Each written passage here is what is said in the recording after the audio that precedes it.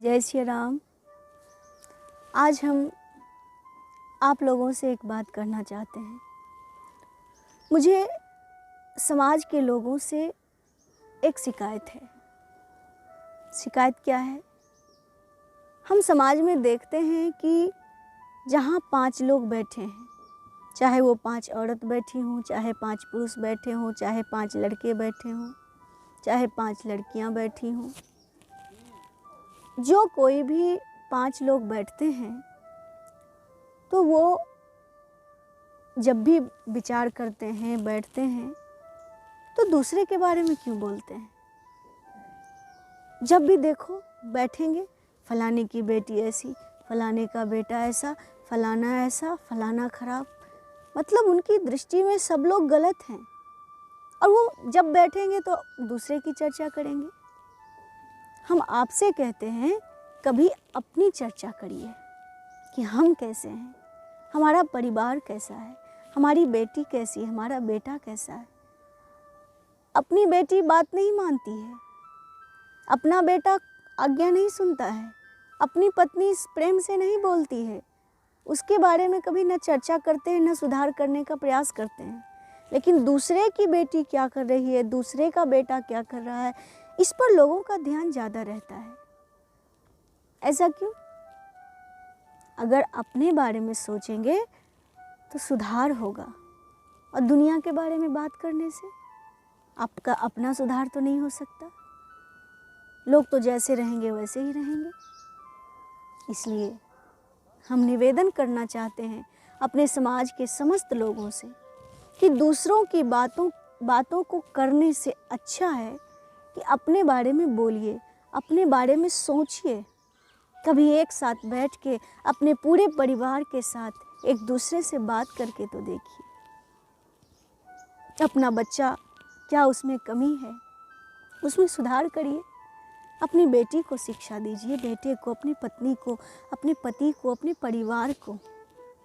कभी कभी हम देखते हैं कि जिनसे हमें कोई मतलब नहीं है, हमारा संबंध उनसे दूर दूर तक नहीं है, उनकी अलग दुनिया है, हमारी अलग दुनिया है, और फिर भी लोग हमें देखने में लगे हैं। ये क्या खाती है, क्या पहनती है, इसके रहन सहन कैसे हैं, कहाँ जा रही है, कहाँ आ रही है।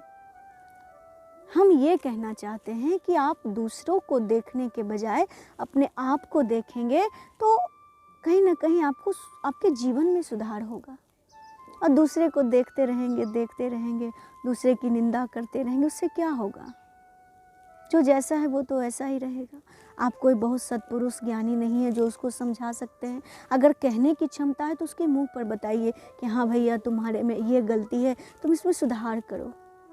उसकी गलती को पीछे में लोगों के सामने बताना, ये कहाँ का ज्ञान है?